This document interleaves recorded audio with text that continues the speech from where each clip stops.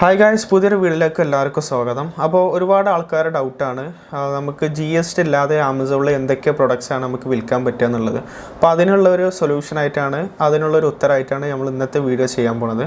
അപ്പോൾ ഫസ്റ്റ് നമുക്ക് വീഡിയോയിലേക്ക് കടക്കാം. List of GST exempted products categories on Amazon. അതായത് GST ഇല്ലാതെ നമുക്ക് എന്തൊക്കെ പ്രൊഡക്ട്സ് ആണ് നമുക്ക് വിൽക്കാൻ പറ്റുക എന്നാണ് ആമസോണിൽ വിൽക്കാൻ പറ്റുകയാണ് ഇന്നത്തെ വീഡിയോയിൽ പറയാൻ പോകുന്നത്. അപ്പോൾ ഫസ്റ്റായിട്ട് നമ്മൾ മെയിനായിട്ട് ഇത് 4 സെക്ഷനാക്കി തിരിച്ചിട്ടുണ്ട്. ഒന്ന് food item, 2 raw materials, 3 miscellaneous, 4 tools and instruments. അങ്ങനെ 4 സെഗ്മെൻ്റ് ആയിട്ടാണ് നമ്മൾ തിരിച്ചിട്ടുള്ളത്. നമുക്ക് ഓരോന്നിക്കും ഡീറ്റെയിൽ ആയിട്ട് പോകാം. ഫസ്റ്റ് എന്ന് പറഞ്ഞത് നമുക്ക് ഈ ഫുഡിൽ ഒരുപാട് ഐറ്റംസ് വരുന്നുണ്ട്. അതിൽ മെയിനായിട്ട് നമുക്ക് അറിയണമെന്ന് പറഞ്ഞാൽ എഡിബിൾ ഫ്രൂട്ട്സ് ആൻഡ് വെജിറ്റബിൾസ് നമുക്കറിയാം. പിന്നെ അതേപോലെ ടെൻഡർ കോക്കനട്ട്, നമ്മൾ കേരളത്തിൽ നിന്നാണ്. ഇപ്പോൾ ടെൻഡർ കോക്കനട്ട് എന്തായാലും നല്ലൊരു ഓപ്ഷനാണ്. പിന്നെ ജാഗരി, പിന്നെ സീഡ്, ജിഞ്ചർ, സോൾട്ട്, ടർമറിക്ക്, പിന്നെ അതേപോലെ പപ്പടം, പിന്നെ ബ്രെഡ്, റൈസ്, എഗ്ഗ്, ഈ മീനുകൾക്കുള്ള ഭക്ഷണം, അതാണ് അക്വാറ്റിക് ഫീഡ് കൊണ്ട് ഉദ്ദേശിക്കുന്നത്. പിന്നെ അതേമാതിരി സപ്ലിമെൻറ്റ്സ്, പോൾട്രി ആൻഡ് കാറ്റിൽ ഫീൽഡ്, ഇത്രയും സാധനങ്ങളാണ് ഫുഡിൽ വരുന്നത്. പക്ഷേ നമ്മൾ എന്താ പറയുക, നമ്മളൊരു ആദ്യം നമ്മളൊരു ആമസോണിൽ നമ്മളൊരു പ്രൊഡക്റ്റ് വിൽക്കുമ്പോൾ കുറച്ചുകൂടി ബെറ്റർ ആയിട്ടുള്ള ഒരു ഓപ്ഷന് ഏറ്റവും കൂടുതൽ വരുന്നതെന്ന് പറഞ്ഞാൽ ഇനി പറയാൻ പോകുന്ന സെഗ്മെൻറ്റിലാണ്. അപ്പോൾ നമുക്ക് അടുത്ത സെഗ്മെൻറ്റിലേക്ക് കൂടെ ഒന്നുകൂടി പോകാം. രണ്ടാമത്തെ സെഗ്മെൻറ്റ് എന്ന് പറഞ്ഞാൽ റോ മെറ്റീരിയൽസ് ആണ്. റോ മെറ്റീരിയൽസിൽ khadi fabric, cotton used for khadi ആണ്, ഫയർ വുഡ്, ചാർക്കോൾ എന്ന് പറഞ്ഞാൽ ഇപ്പോൾ നമ്മൾ പിന്നെ ഈ കോഴി ചൂടാനൊക്കെ ഉപയോഗിക്കണം, അതിനൊക്കെ പറ്റിയ കരികൾ, അതൊക്കെ നമുക്ക് എന്ത് ചെയ്യാം, ഈ GST ഇല്ലാതെ ആമസോണിൽ വിൽക്കാം.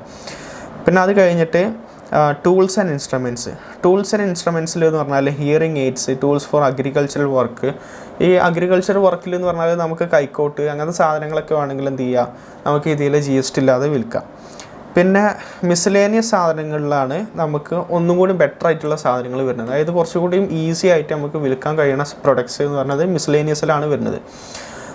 അതിൽ വരുന്ന ഒന്നാമത്തേതാണ് ബുക്സ്, മാപ്പ്, ന്യൂസ് പേപ്പർ, ജേണൽ. അത് നമുക്ക് എല്ലാവർക്കും ഈസി ആയിട്ട് നമുക്ക് സോഴ്സ് ചെയ്യാനും പറ്റും. അതേപോലെ പല വെറൈറ്റി ബുക്കുകൾ ഉണ്ടാവും. അപ്പോൾ നമുക്ക് എന്ത് ചെയ്യുക, കൂടുതൽ ഓപ്ഷൻ ഉള്ള ഒരു സെഗ്മെൻറ്റാണ് ബുക്സ് എന്ന് പറയുന്നത്.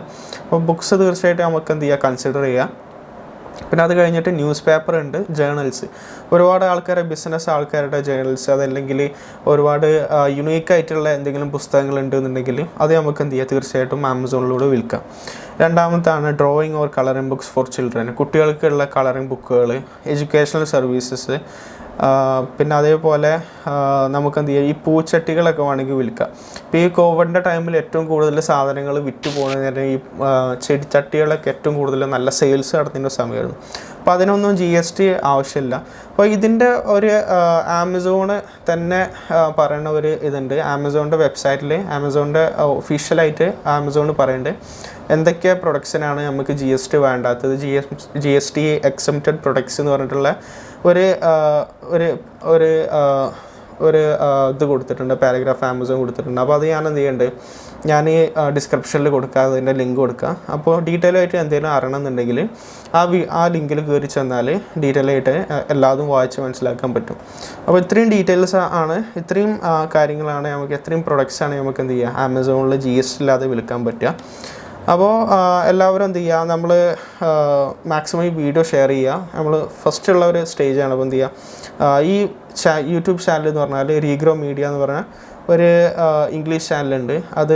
അതിൻ്റെ ഫൗണ്ടർ സാമി അക്തറാണ്. അപ്പോൾ അതിൻ്റെ ഒരു മലയാളം വേർഷനാണ് ഈ റീഗ്രോ മീഡിയ മലയാളം എന്ന് പറയുന്നത്. അപ്പോൾ എല്ലാവരും സാമി അക്തർ ഇൻസ്റ്റാഗ്രാം പേജ് ഫോളോ ചെയ്യുക. അതേപോലെ റീഗ്രോ മീഡിയ മലയാളം എന്നുള്ള യൂട്യൂബ് ചാനൽ സബ്സ്ക്രൈബ് ചെയ്യുക. അപ്പോൾ എല്ലാവർക്കും അടുത്ത വീഡിയോയിൽ കാണാം. ശരി, ബൈ.